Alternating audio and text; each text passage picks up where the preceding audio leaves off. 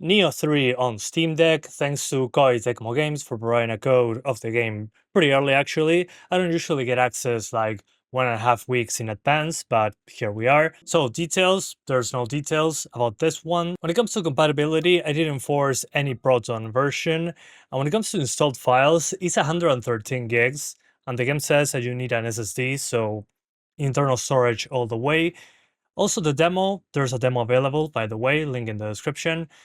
The demo is like 80 gigabytes, so yeah, keep that in mind. You need a lot of storage for this one. So I jump right up into the options menu and let's see what we got. First of all, frame rate cap 60 or 30. This is important because the way this engine works, if you don't hit the frame rate cap, the game will go in slow motion, just like in Rise of the Ronin on the Katana engine. So if we go into resolution, there's no 16:10, so you're locked to 16:9, black bars at the top and bottom of the screen. FSR 3.1 or XeSS 2.0. Unfortunately, XeSS 2.0 is much more demanding, so we're going to stick with FSR 3.1. Rendering resolution, by default the game has dynamic resolution with a minimum and maximum of 35 to 50, so it jumps from 35% res to 50%. Let me keep it that way. Frame generation, I haven't touched it in-game because it crashes, so I keep it disabled. This is important. You can do it externally, but inside the game itself, I highly recommend, at least right now, you turn it off. So with the frame rate cap and the dynamic resolution between 35% and 50%, which is pretty low, we also enable this one, dynamic FPS adjustment, HDR off. If you are on OLED Steam Deck, you can enable it just fine. Pulse effects, basically everything at the absolute lowest settings on everything around here. Same thing with the advanced settings. By default, it's on very low, which puts all the options here on very low, but that's not enough, at least in my opinion. The difference now with the demo actually is that you can turn off certain things such as shadows and reflections. So by default, the game looks like something like this. And as you can see, the CPU usage is pretty high, but it looks to be into the 30 FPS range, which looks pretty good. But as soon as you start doing anything in the game, the CPU cries. And since we only have 15 watts to share between the GPU and the CPU takes all the juice. So the GPU cannot reach 1000 megahertz, not even 1000 megahertz. The GPU can do 1600 megahertz as a maximum.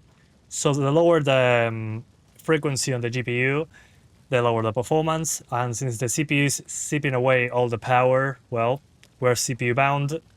And the game, as soon as you start moving, does something like that.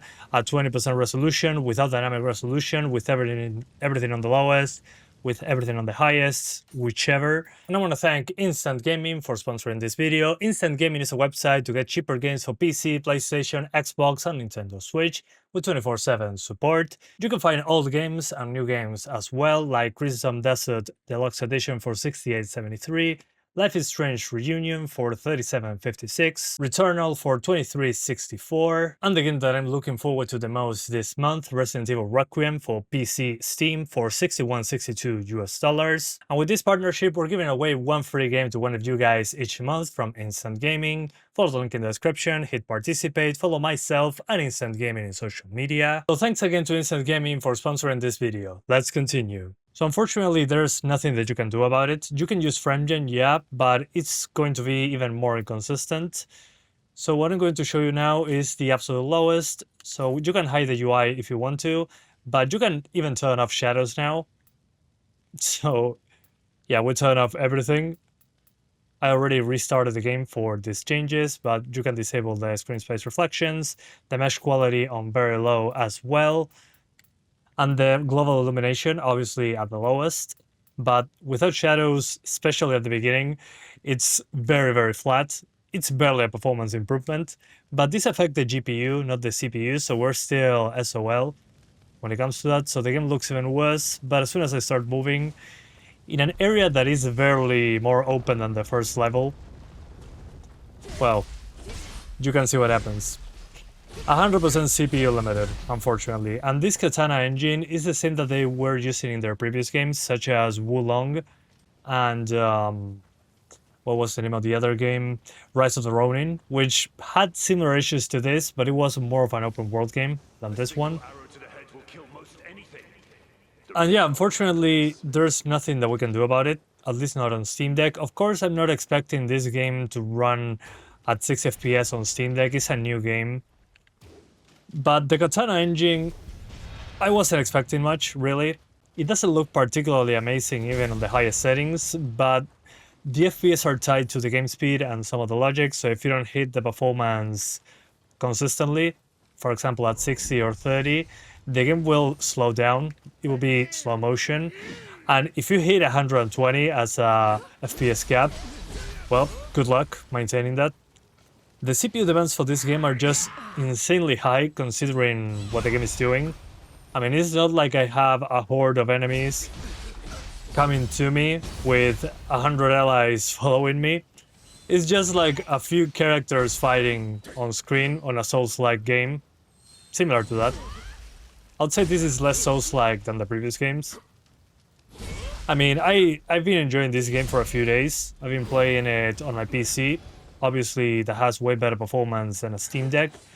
And the game itself is very enjoyable. It's just that the performance is very disappointing on the game itself, considering the visuals, which is usually what happens with old engines like this. This engine was built with the purpose of next-gen titles, which means they built this for PS5, Xbox Series X, and all that, for all their new games.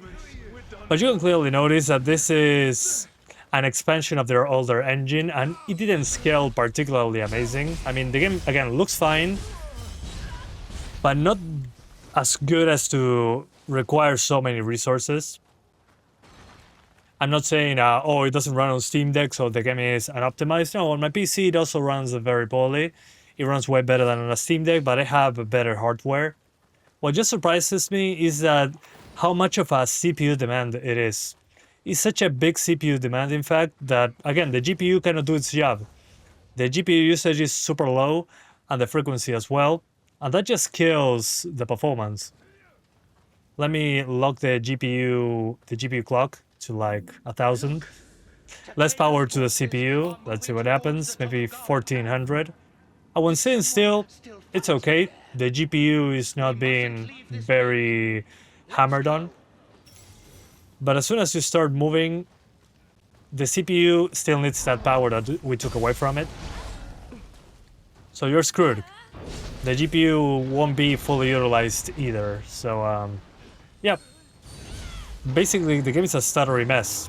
It uses a lot of CPU. Again, not only on Steam Deck, also on PC. And even at the beginning of the game, that you're in a much smaller area, you still get these issues, but not in such a big manner. Okay, so this is the very beginning of the game. And as you can see with shadows off, I think it's very obvious what's going on here. No wonder they didn't allow us to turn off shadows in the demo at first. So if we go here with shadows, looks something like this. Without shadows, something like this. So let's keep it like this, just for the Steam Deck to do less work.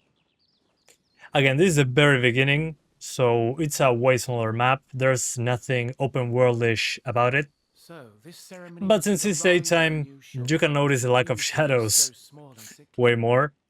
And again, it doesn't help to turn off shadows, really. We are CPU limited, that affects the GPU. So, I mean, lighting off. Let me just enable it because it's driving me nuts. Let's put it on very low. At least we have something lighting related going on. Because again, this is a GPU option. It doesn't affect the CPU. It was just to show you what's going on. So let's choose a weapon. Let's do dual swords. Any weapon will serve you in battle, so but as you can see, it's already healing the CPU. Just moving the camera around maxes out the CPU. Then I'll choose this one. I mean, just look at this. It's way more stable than in the open location, obviously. But, I mean, just by running around in this smaller area, look at my freaking CPU. Jesus Christ. That's insane, man. First in-game, it made my game crash, but I wanted to try it anyway. FSR3 frame gen, 2x. I don't know why it says DLSS. I don't know. I will apply. Okay, it didn't crash the game. That's good. Yeah, I don't know. Ooh, fatal error. Okay, let's enable frame gen from outside the game. Okay, so now we're launching the game again, but with lossless scaling enabled with the Deku plugin, so 1 sec. All right, we're now back here with frame gen with the very low preset, the default the game sets for us with dynamic resolution and a 30 FPS cap within the game's options menu. So if you choose 60s in the game's options menu, you're not going to get similar performance to this because you're basically with quote-unquote unlocked frame rates. The CPU will have to do a lot more work, and it's already doing a lot of work here because we're targeting 30s obviously, and lossless scaling is duplicating that frame rate, so we get something like this. So right away I notice, especially when the game slows down due to CPU, I notice artifacting and the input lag. So let's grab the normal sword. Any weapon. But as you can see, even my weapon there is getting artifacts. It's because of the inconsistent frame time. Okay, so here we go. One enemy on screen. But I won't be home to catch you. Now you're focused. Quicker And yeah, I can feel the input lag. I can see the artifacting attacks consume more ki. just by seeing stuff in motion. Let's see. Yeah, around the sword, around the enemy. After an attack. Allows And as you can see, it says 60s, but it's actually 30s duplicated to 60, which again looks smooth, but it does have artifacting. And yeah, I mean, it does work, but as soon as you drop into the 40s, that means that the game stuttered and got into the 20s or the teens when it comes to FPS numbers. So if I keep the camera pointed in one direction, close to a wall, it gets okay. But the thing is, combat in this game is not static, looking at just one direction. So yeah, and as soon as I get into the 40s there with frame generation, which internally means 20 FPS, there's a lot of input lag. So in a fast-paced game like this, with lots of combat, input lag is a no-no, at least in my opinion. I don't think this is worth doing. Yeah, if you combine that this is a smaller location and I'm already running into issues like this, on the more open area just after this one, well, actually when this castle catches fire, that you move around a little bit more, you get this weird slow motion effect with lots of artifacts. Well, that's the CPU limitation. I tried capping the GPU clock to something higher. I tried not doing that. I tried disabling every setting and lowering the resolution to the absolute lowest. Nothing can make this game playable, unfortunately. So would I recommend this on Steam Deck? No, definitely not. After seeing Rise of the Ronin on this engine, games from this engine don't work well on Steam Deck at all. And the main issue of this game, in my opinion at least, is the CPU utilization.